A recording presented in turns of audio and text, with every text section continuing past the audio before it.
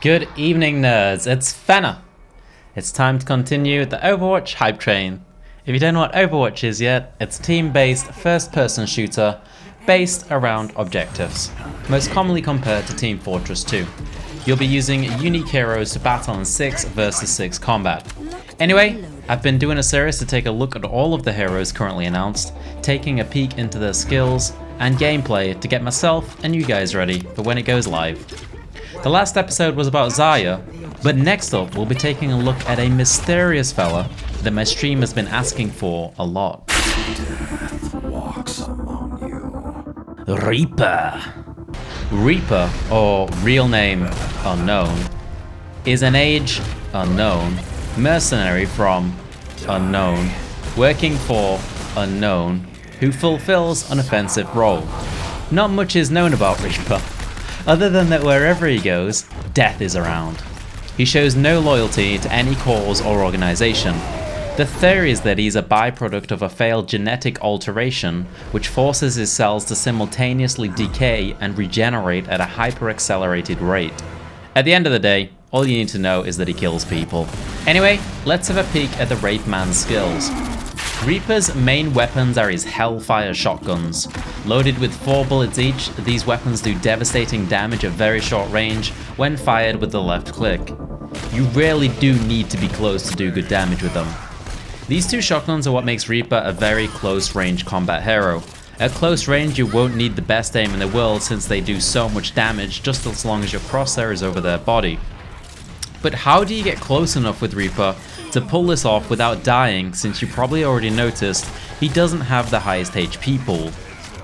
Wraith form is Reaper's shift ability. When pressed, it becomes a shadow for a short period of time. He takes no damage and can phase through enemies. However, the downside is that he cannot use his weapons or any other abilities while in Wraith form. This is one way you can get close to your enemies to blast them in the face with the shotguns. This ability will serve as both a way to get into combat, but probably more often than not as an escape when Reaper is in a difficult situation. But still, Reaper needs to be very close to enemies to do damage, so there must be something else to help him out, right? Well, if it ain't Shadow Step. Shadow Step is Reaper's E ability. When E is pressed, a marker pops up which you can place on a destination. Once you have chosen a destination, then tapping left click will teleport Reaper to that destination after a short delay.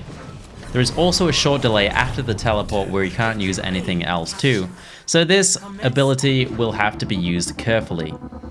This ability will be mainly used for positioning into good areas that enemies are likely to come through, so you can shotgun them as they come out, rather than for diving into or escaping from battle because of the delays.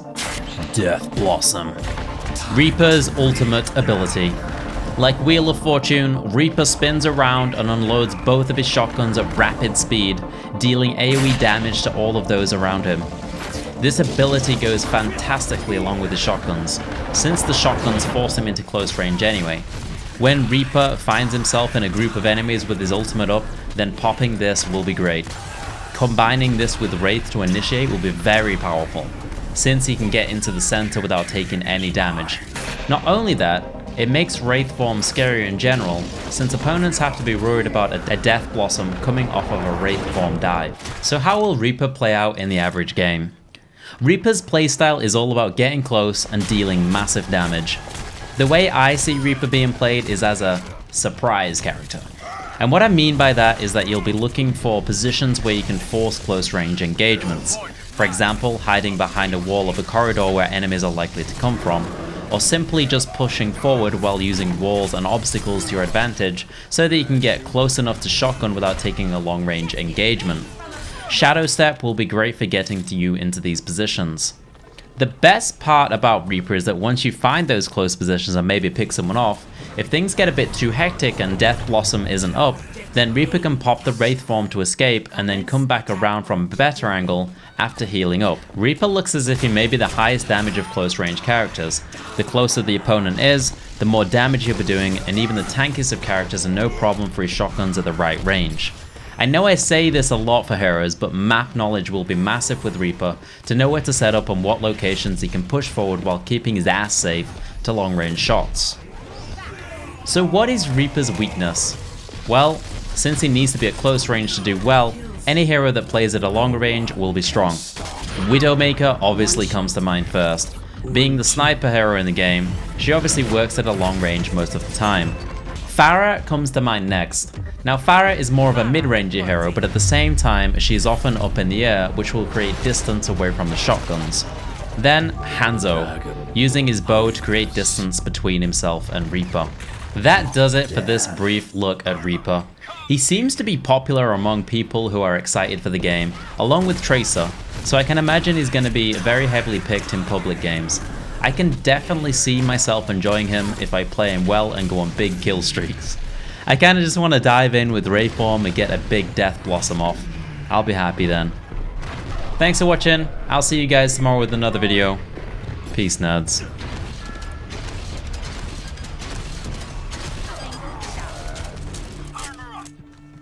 The grave cannot hold me.